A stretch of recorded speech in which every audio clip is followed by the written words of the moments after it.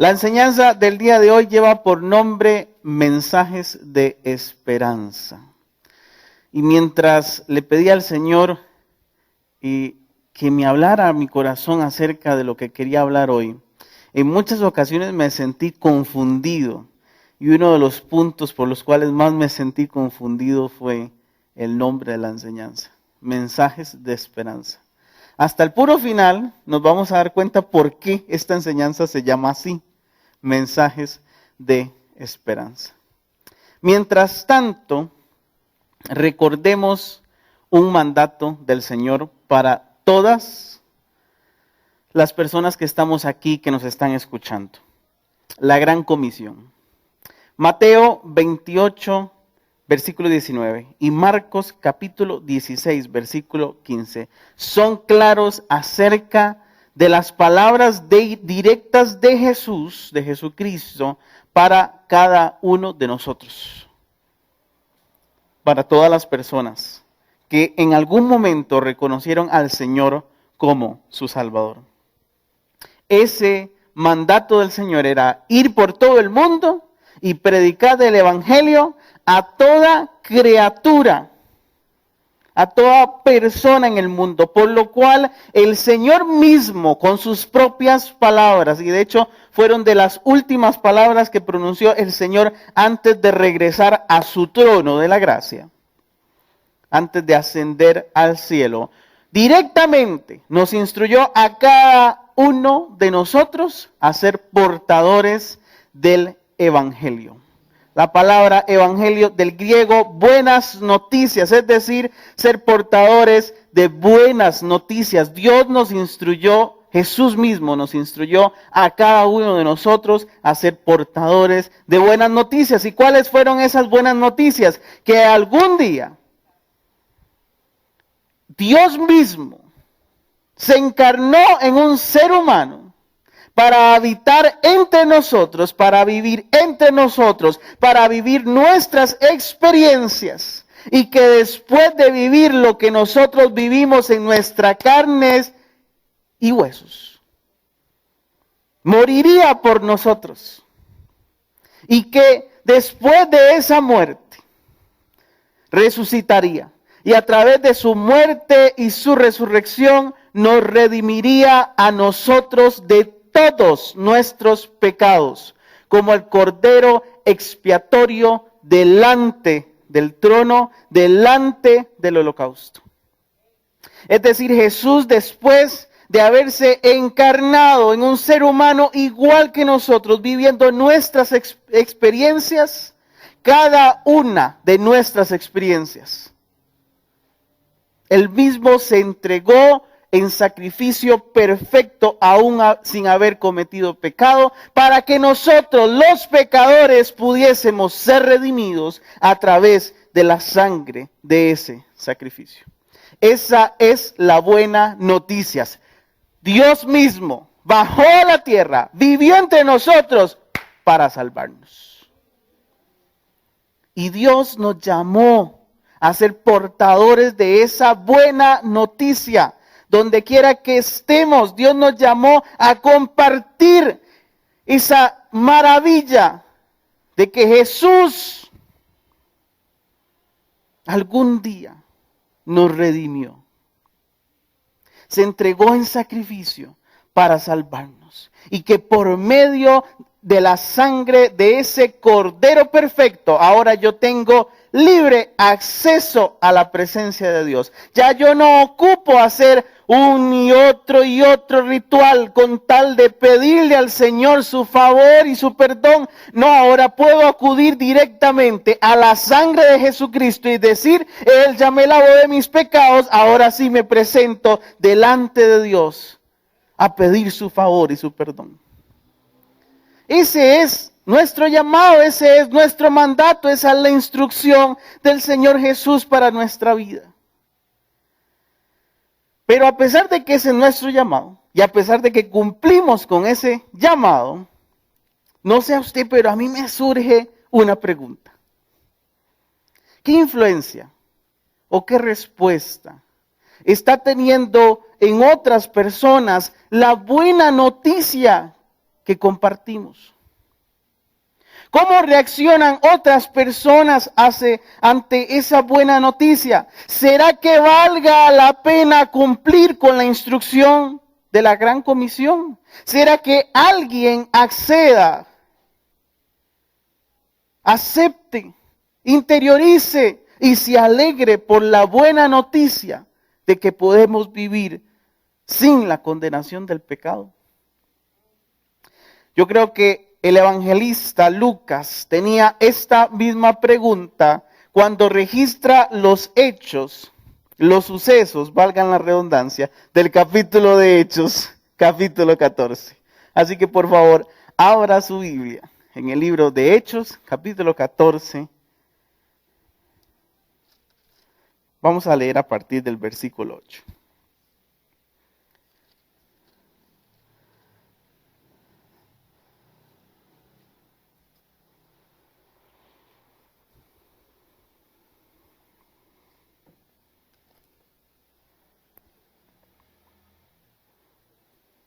Amén.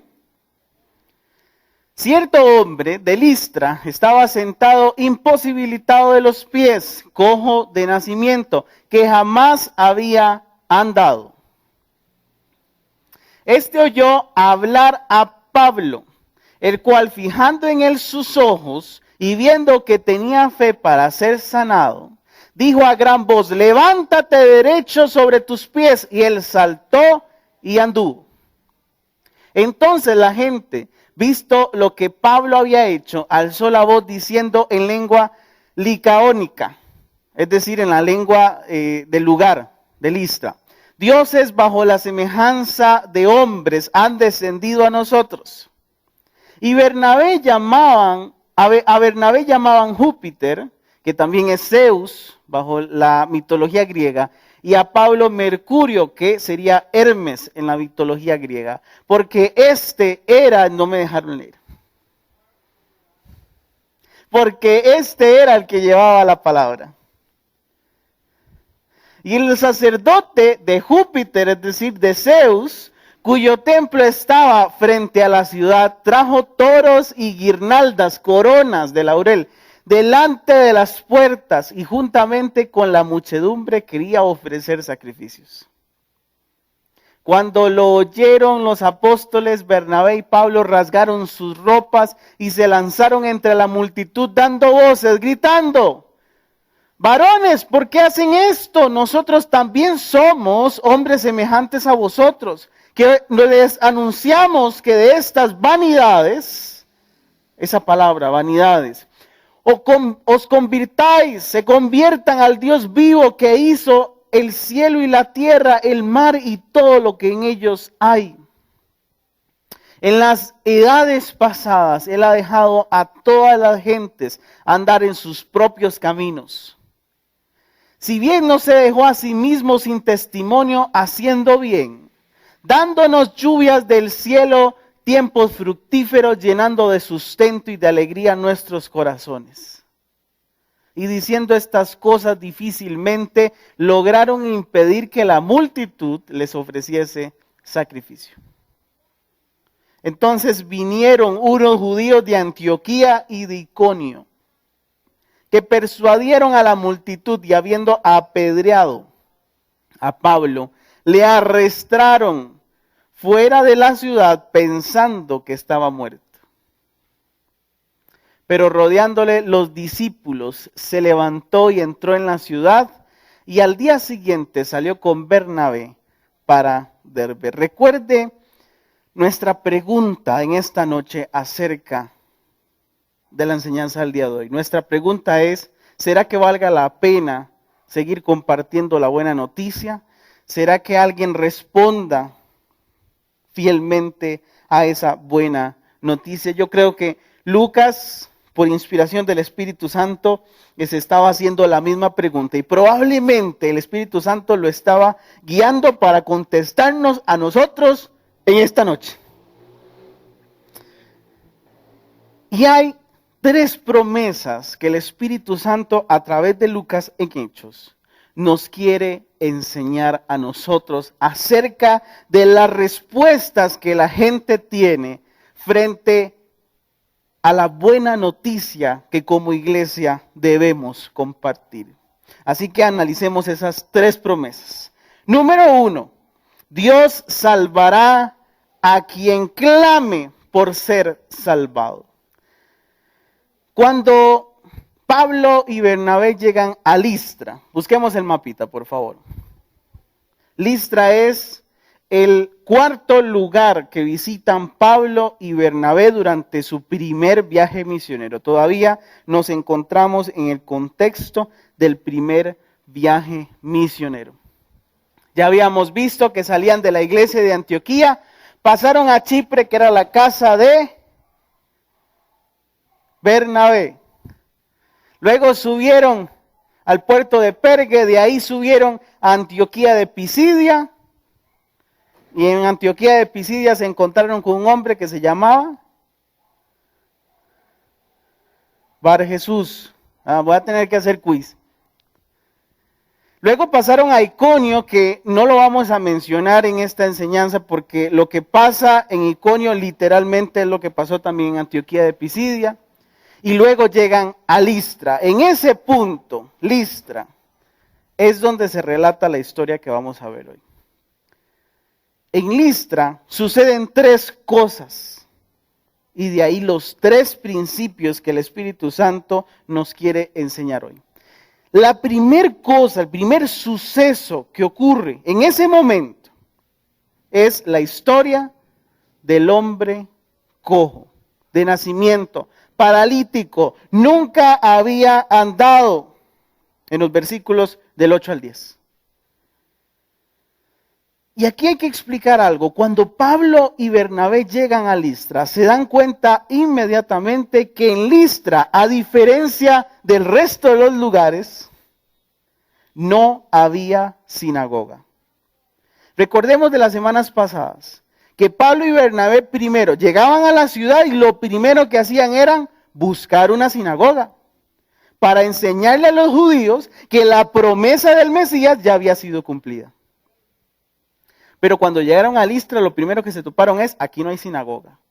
Lo cual significa que en la ciudad ni siquiera habían 10 hombres judíos. Para fundar una sinagoga se requerían 10 varones judíos. Eso quiere decir que en Listra ni siquiera había ese bajo número de 10 varones judíos. Nadie entonces, casi nadie, había escuchado la promesa del Mesías. Nadie había escuchado las promesas de que algún día el buen pastor iba a bajar a la tierra a recuperar a sus ovejas. Nadie había escuchado la promesa de una salvación por medio de un sacrificio perfecto. Nadie. Entonces, ¿qué hicieron Pablo y Bernabé? Si no hay sinagoga, nos vamos a la plaza. Y en la plaza de Listra empezaron a predicar. A voz de trueno, a voz de trompeta, a darles una prédica un poco diferente a lo que habían dado en los otros lugares durante su primer viaje misionero, que ahorita vamos a analizar. Y en medio de la prédica, hay alguien postrado en una esquina de la plaza, pero escuchando atentamente la prédica de Pablo. El primer relato que nos habla Lucas en este capítulo, en esta ciudad de Listra, es un único hombre. La primera reacción nace de una sola persona, pero que merece toda nuestra atención. Es el único probablemente de la plaza que en su corazón no solo está escuchando el mensaje de la palabra a través de Pablo, sino que la está entendiendo y aceptando en su corazón. Y es tanto el nivel, vamos a decir, de escucha, de atención que él presta al mensaje del apóstol Pablo, que el Espíritu Santo hace que el apóstol fije los ojos en ese hombre. Ojo, está predicando en una plaza, está predicando quién sabe frente a cuántas personas. Y se cree que el apóstol Pablo tenía problemas de vista, porque siempre afirmaba grandotes sus epístolas, como si no pudiera ver. Entonces, si suponemos que él tenía de verdad problemas de vista, está en una plaza rodeado de una multitud, solo el Espíritu Santo pudo haber logrado que el apóstol se fijara en esa única persona. Y cuando se fija en esa única persona, el Espíritu Santo le habla claro al apóstol Pablo y le dice, ese hombre tiene tanta fe que si le ordenan que se levante, él se va a levantar. Que si se pone de pie, él se va a poner de pie. Así que lo que hace el apóstol Pablo es simplemente activar la fe que ya ese hombre había acumulado en su corazón.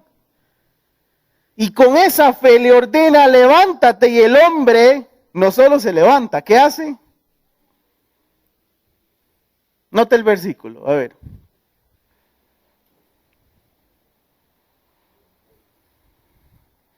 ¿Qué dice el versículo 10? Le dijeron, levántese. ¿Y qué él hizo? Saltó. Le dijeron, póngase de pie. Podía ponerse de pie con la mayor tranquilidad del mundo.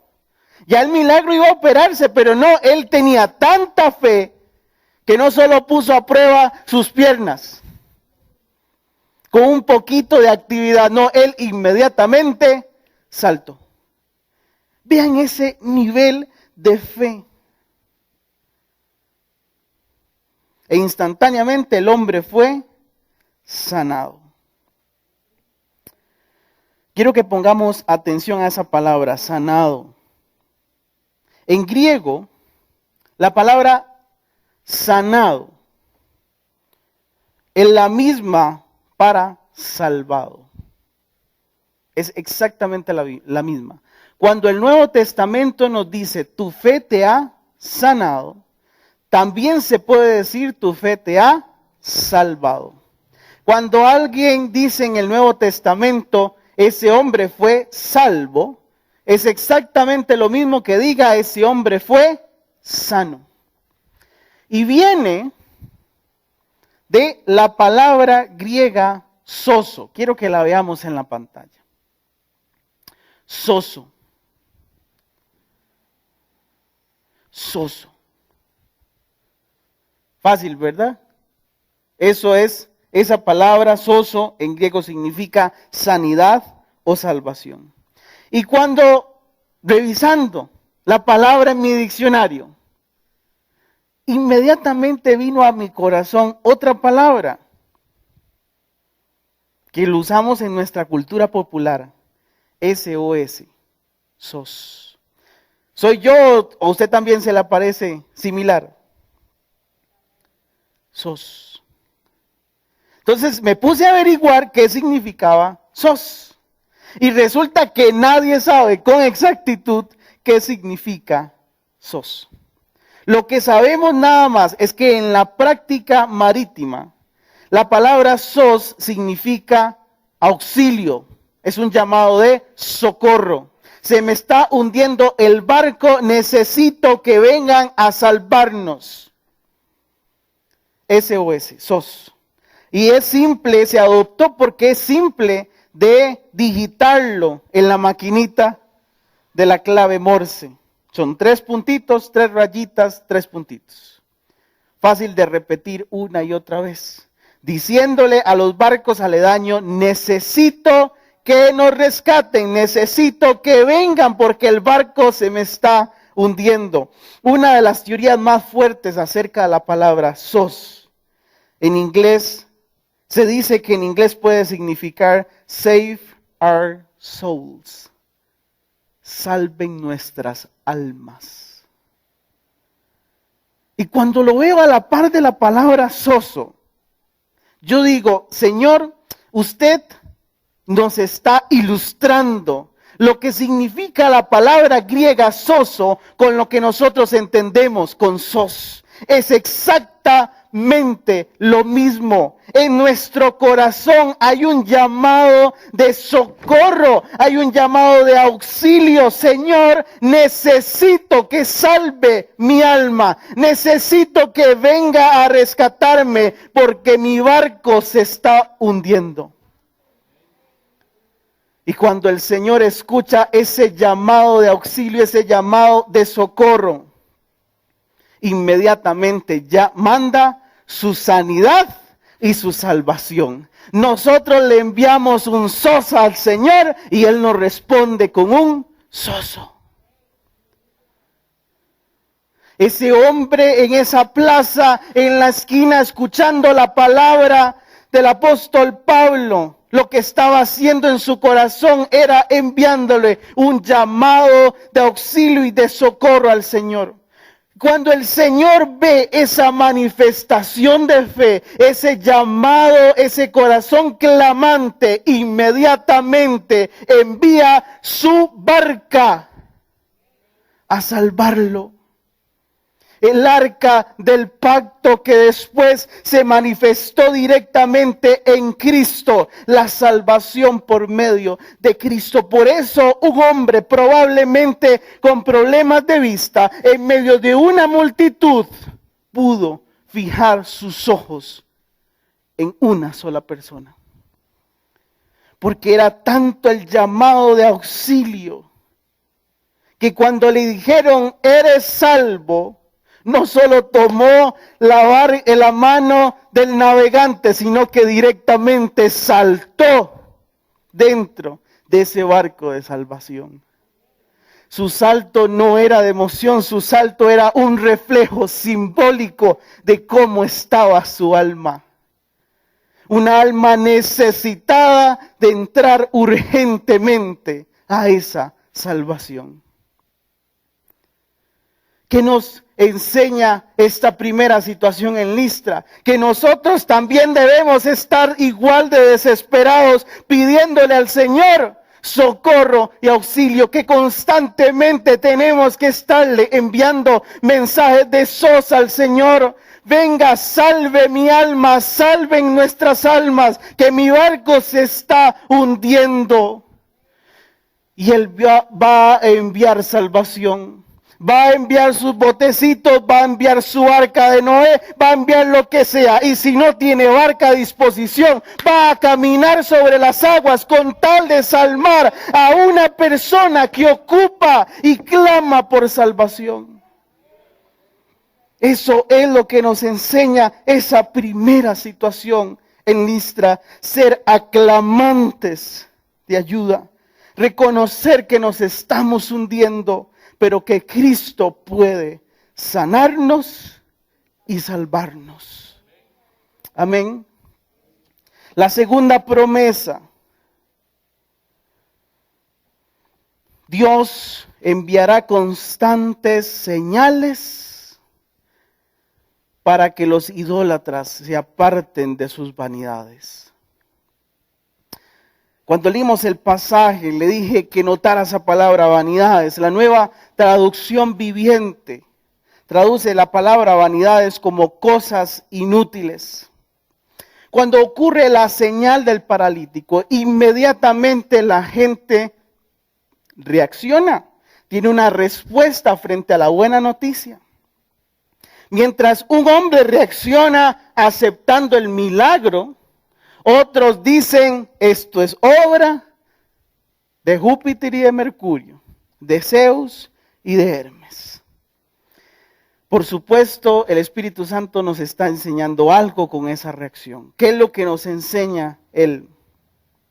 La gente inmediatamente ve el milagro y dice, hey, Zeus y Hermes vinieron a habitar entre nosotros. Tomaron formas humanas y están caminando entre nosotros. ¿Por qué sucede esto? Resulta que un descubrimiento arqueológico en Listra encontró una plaquita en el templo de Zeus, relatando una leyenda antigua en Listra, que decía de que Zeus y Hermes en algún momento habían visitado Listra en forma de humanos. Y que durante esa visita a Listra tocaron puertas y nadie le atendía. Nadie les atendía. Tocaban otra puerta y nadie les atendía hasta que un par de viejitos les abrieron sus puertas y los hospedaron en sus casas. Entonces ellos, como dioses en sus formas humanas, según la mitología de esa ciudad, bendijeron a la pareja y fundaron el templo de Zeus justamente en esa casa. Entonces, cuando ven la señal milagrosa del hombre paralítico puesto en pie, ¿qué es lo que pasó en sus mentes de una vez? La leyenda. Mira, una señal. Son Zeus y Hermes otra vez. Y esta vez debemos responder bien. Porque en aquella ocasión solo bendijeron a los viejitos. Ahora nos vamos a asegurar de que nos bendigan a todos. Así que vamos a empezar a alabar a Zeus y a Hermes. ¿Se acordaron de su leyenda? Ellos estaban respondiendo conforme a su naturaleza idólatra. Aunque estaban viendo la manifestación del Dios verdadero, en sus mentes solo podían reaccionar conforme a su idolatría. Así que no se estrese y no se preocupe cuando la gente idólatra quiere seguir bajo la idolatría, porque es la naturaleza humana caída de atribuirle la obra poderosa de Dios a los ídolos. Pasaban los tiempos bíblicos, sigue pasando el día de hoy. Pero la respuesta del apóstol Pablo y de Bernabé es lo que el Espíritu Santo nos quiere enseñar. Evidentemente el Espíritu Santo no nos está diciendo que hagamos lo mismo que ellos, ¿verdad? Nos está diciendo que debemos tomar la actitud del apóstol y de Bernabé. Cuando ellos ven que hasta el sacerdote del templo del Zeus viene a ofrecerle toros, a matarlos ahí mismo en la calle, al ser el revoltijo de sangre ahí mismo, el tripero frente a la muchedumbre. Pablo y Bernabé se rasgan las vestiduras. El rasgarse la vestidura era un símbolo de frustración. Estoy frustrado frente a esta gente idólatra. Y empiezan a darles grandes voces, a gritarles en medio de la multitud: nosotros somos humanos iguales que ustedes, no nos pueden adorar. Les venimos a decir más bien que se alejen de esas vanidades, de esas cosas inútiles, y que se conviertan al Señor, porque el Señor les ha enviado ya mensajes. Y eso es lo que el Espíritu Santo nos quiere enseñar. Que Dios siempre está enviando mensajes. Recordemos que en Listra era la primera vez que se escuchaba el Evangelio. La primera vez que se escuchaba la promesa de un Cristo y que la promesa se había cumplido. En Listra, donde no había sinagoga, donde no habían más de 10 judíos. Entonces, Pablo y Bernabé no pueden utilizar la prédica que han venido utilizando, no pueden utilizar el mismo bosquejo que tenían ya preparado. ¿Por qué? Porque a diferencia de los otros lugares, esta gente no tenía el conocimiento previo de la promesa. Entonces se fueron por otro lado. Y es la revelación general de Dios. Dios siempre está enviando mensajes y Él lo dice. Cuando ustedes ven el cielo y la tierra, versículo 15, y las cosas que en ellos hay, deberían estar viendo al único Dios verdadero, y a ese Dios es el que nosotros venimos a decirles que se conviertan, porque Él ha tenido paciencia, estoy transliterándolo, ¿verdad?, con todos nosotros, dejando que cada quien haga lo que le dé la gana, dejando que cada quien tenga sus propios dioses y hagan sus propios ritos y sus propios cultos y sus propios templos. Pero eso ya se acabó, porque Él ya ha venido dando testimonio de sí mismo. Y ahora sí lo leo textual en el 17, haciendo bien, dándonos lluvias del cielo y tiempos fructíferos, llenando de sustento y de alegría nuestros corazones. ¿Qué era lo que le estaban diciendo Pablo y Bernabé? Que la lluvia que cae sobre nuestras cosechas, que los tiempos fructíferos, de que toda la milpa me pegue bien, de los tiempos que hemos estado sustentaditos, gloria a Dios por eso, y de la alegría de nuestros corazones. Cada vez que usted se ríe, cada vez que usted goza, se lo debe únicamente a Dios. Cada vez que usted hizo eso, Dios le estaba enviando un mensaje. Aunque usted no lo conocía, Dios le estaba diciendo, hey, estoy aquí. Y como soy yo, voy a hacer llover. Y como soy yo, voy a hacer temblar. Y como soy yo, voy a inundar todo. Porque de Dios es la tierra y su plenitud. Aunque no lo conocíamos, aunque la gente de Listra nunca había escuchado la promesa, Dios ya había enviado sus mensajes. Salmo 19:1.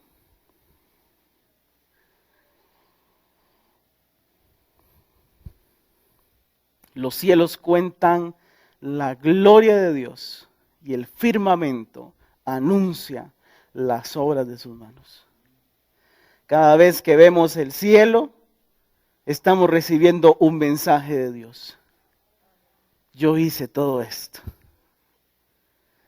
Cuando vemos el firmamento, las estrellas en una noche bien oscura, ojalá en un lugar bien alejado, donde se ve todo, no se ven todas las constelaciones. ¿Quién se tomó el tiempo de pintar todo ese lienzo?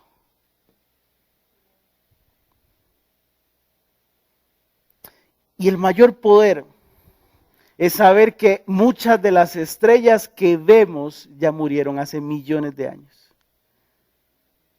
Pero las luces siguen alumbrando. ¿Quién hace todo eso? Es decir, cada estrella, cada anochecer, cada amanecer, cada vientico, cada llovizna, cada sereno, dirían las abuelas, es un mensaje de que Dios está ahí. Aunque no lo conocíamos, Dios siempre nos está hablando. Por eso el apóstol Pablo en Romanos capítulo 1, versículo 20, escribió sobre esto mismo.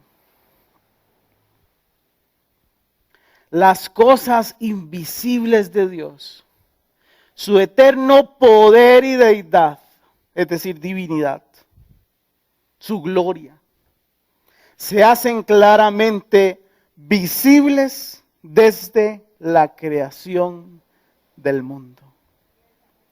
Ojo lo que está diciendo el apóstol Pablo. Su eterno poder y deidad, su gloria invisible se hizo visible en la creación.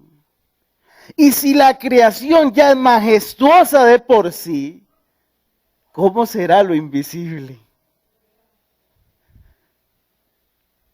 Siendo entendidas por medio de las cosas hechas, de modo que no tenemos excusa.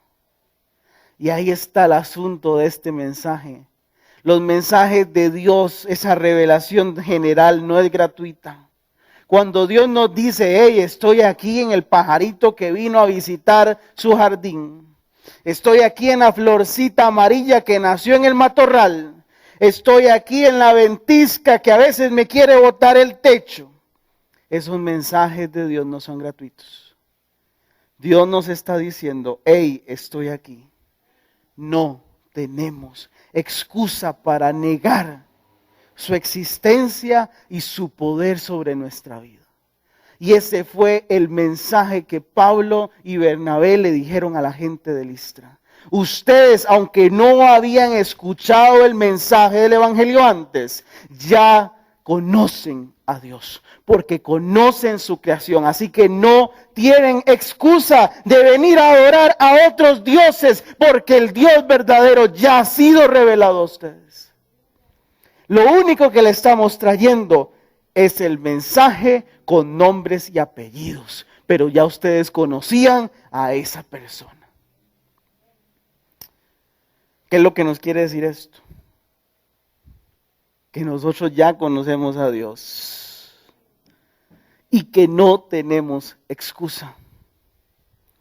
Pero a pesar de que suena un toque fuerte y rudo, no tenemos excusa. También es un mensaje de esperanza. Y de ahí el título de la enseñanza. ¿Por qué es un mensaje de esperanza? Porque aunque nosotros sí conocemos al Señor con nombre y apellidos, aunque conocemos el mensaje del Evangelio, todavía tengo la esperanza de que mi familia que no la conoce, sí pueda conocer a Dios por medio de esa revelación general. Tengo la esperanza de que Dios les está hablando día y noche, por medio del día, por medio de la noche, por medio del sol, de la luna, de las plantas, de los animales, de todo. Dios les está hablando, diciéndoles: vengan a mí y conózcanme con mi nombre y apellido, y yo los salvaré. Es un mensaje de esperanza, de que Dios sigue hablando a esa gente, aunque a nosotros nos parezca de que no le escuchan. Pero Dios sigue hablando.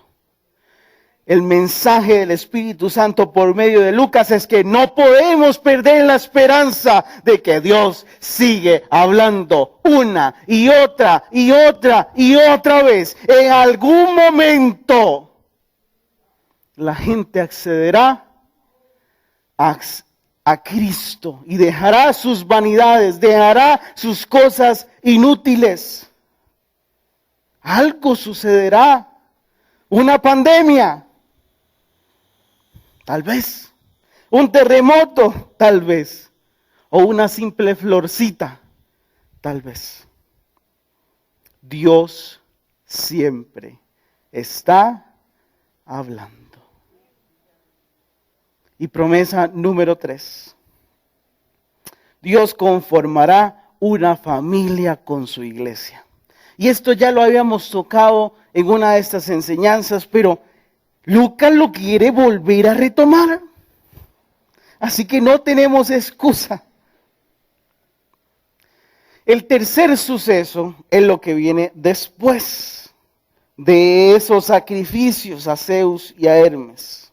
Después de la regañada y de la prédica que les dan el apóstol Pablo y Bernabé, nos dice el versículo 19, que entonces de Antioquía y de Iconio, que ya vimos la semana pasada, de ciudades donde habían perseguido, habían maltratado, habían turbado a la ciudad para perseguirlos, al apóstol Pablo, no se conformaron esos judíos de esas ciudades en quedarse dentro de su ciudad. Cuando se dieron cuenta de que Pablo y Bernabé se fueron a la ciudad vecina, ¿qué hicieron ellos? No vamos solo a turbar aquí, vamos a ir a hacer una turba también allá. Así que se fueron a hacer la turba en la ciudad que no les correspondía. Persuadieron a la multitud exactamente lo que hicieron en Antioquía. ¿Se acuerdan la manipulación? Lo del calorcito malicioso que nació dentro del corazón de Satanás y que lo comparte con toda esta gente.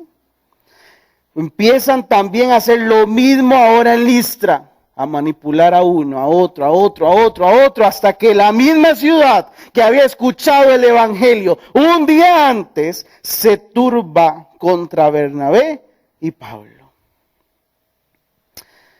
Persuaden a la multitud y apedrean a Pablo. esta vez no se salvó Pablito. Esta vez lo lapidan. El castigo se llama lapidación. Agarrar piedras y tirárselas hasta que muera. Lo cual era un castigo en la ley judía a la blasfemia. Los judíos consideraban a Pablo como un blasfemo, así que merecía el castigo de la lapidación.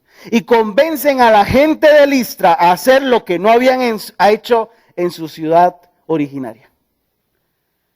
Y la gente de Listra accede. Ok, si no son Zeus, si no son Hermes, entonces los matamos. Y empiezan a apedrearlo. Lo arrastran fuera de la ciudad, pensando que estaba muerto. Lucas se toma apenas vamos a ver, contémoslas. 1, 2, 3, 4, 5, 6, 7, 8, 9, 10, 11, 12. 12 palabras para decirnos el castigo que tuvo Pablo en esa ciudad. Pero esto es importante entenderlo. Vean el nivel de persecución, el nivel de odio, el nivel de malicia que puede nacer dentro del corazón de la gente. ¿Se acuerda de esa palabra envidia, celos? Por esa maldad. Que apedrean a Pablo a un punto que lo dejan como muerto. Y Lucas aquí utiliza la palabra pensando que estaba muerto por lo que viene después. Pero la gente genuinamente creía que la piedra había sido suficiente para matarlo. En pocas palabras, la ciudad lo asesinó.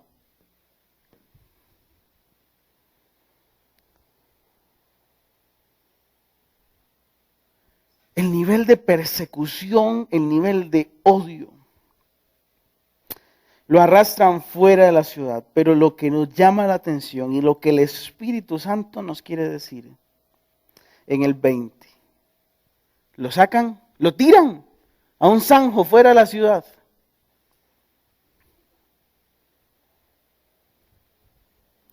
Y los discípulos, los creyentes, van y lo rodean. ¿Cuáles creyentes? Es la pregunta que debemos hacernos con ese pasaje.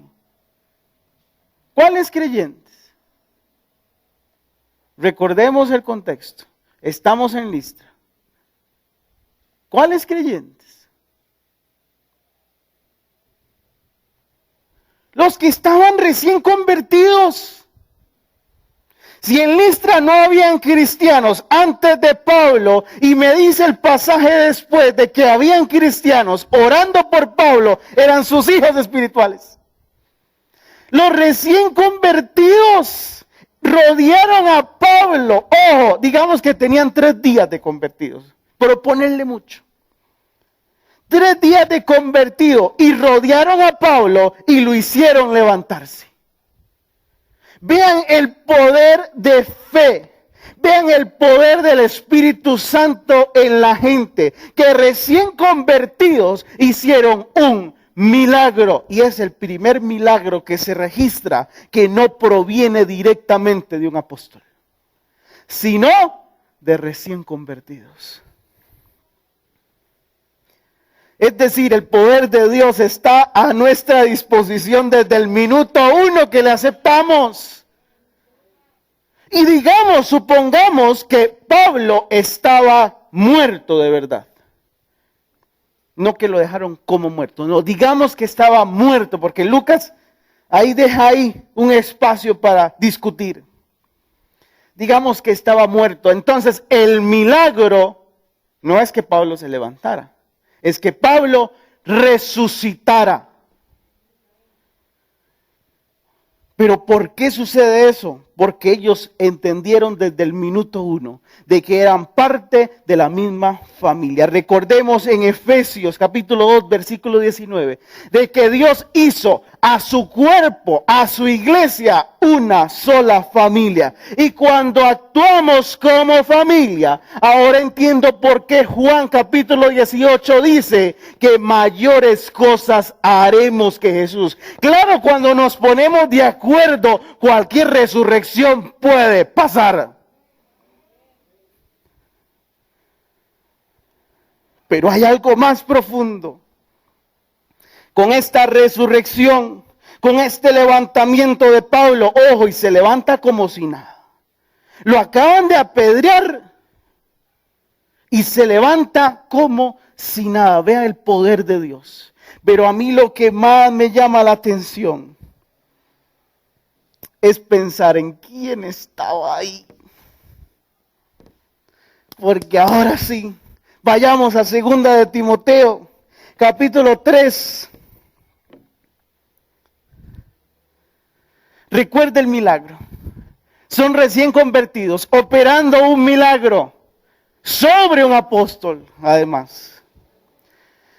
Y en 2 de Timoteo, el apóstol Pablo le escribe a su joven discípulo, pupilo Timoteo: también debes saber esto,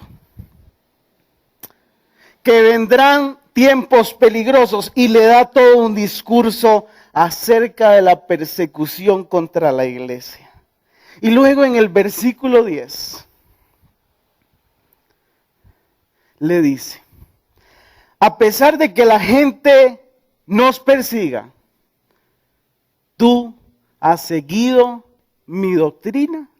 A pesar de la persecución, de los golpes de la gente, de los señalamientos, del odio, de la maldad, de la malicia, tú, Timoteo, has seguido mi doctrina, mi conducta, mi propósito, mi fe, mi longanimidad, mi paciencia exacerbada, mi amor, mi paciencia, persecuciones, padecimientos, como los que me sobrevinieron en Antioquía, en Iconio. ¿En qué? ¿En qué? ¿Y de quién era originario de Listra?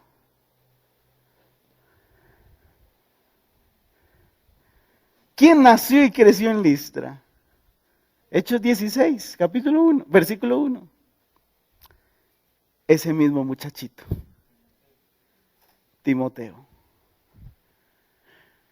Persecuciones que he sufrido y de todas me ha librado el Señor. ¿Sabe lo que estaba haciendo el apóstol Pablo ahí? Le estaba recordando a Timoteo el día que lo apedrearon en Listra, y que él estaba ahí como un muchachito, como un joven de apenas 16 años, en medio de la iglesia, en medio de la familia, orando por Pablo, viendo cómo Dios lo libraba. El pasaje en 2 de Timoteo es un recordatorio de lo que Timoteo había vivido. Recién se convierte junto a su mamá y su abuela, y recién matan a Pablo. Pero se van los tres con el resto de la iglesia, el resto de los recién convertidos, y oran por Pablo. Imagínense la influencia de ese cuadro en la vida personal de Timoteo. Cómo lo impactó, cómo lo hizo permanecer de una forma tal que él inmediatamente se compromete con la obra del Señor. Y de hecho, Timoteo era uno de esos jovencitos que viajaba de iglesia a iglesia para apoyar a los pastores. Yo me imagino a Timoteo diciéndole al pastor de la iglesia: pastor, ¿en qué le ayudo? Pastor, ocupa que le cargue este tablón de un lugar a otro. Pastor, voy para mi casa de Derbe a Listra, son 30 kilómetros, es decir, un día caminando. ¿Ocupa que le lleve algo a Listra? ¿Ocupa que le traiga algo a Derbe? Y es tanta la energía, la influencia que ese episodio genera en Timoteo, que en Hechos 16, durante el segundo viaje, Pablo decide hacerlo un misionerito. Esa es otra respuesta de la buena noticia, la que generan los cristianos.